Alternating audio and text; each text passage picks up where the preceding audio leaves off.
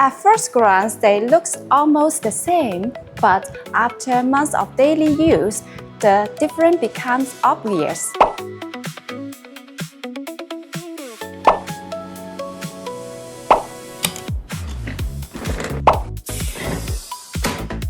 So, what makes the difference? Why do some ergonomic chairs last more than 5 years?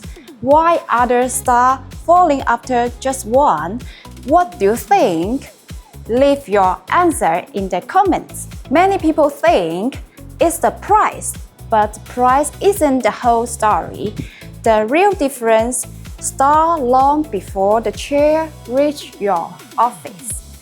It starts inside the factory. Professional manufacturers don't wait until the end to inspect a chair. Quality is checked at every stage, from raw materials to precision assembly to final quality inspection before shipping. In the next episode, we will reveal why some cushions lose support just 1 year, why others stay comfort for years.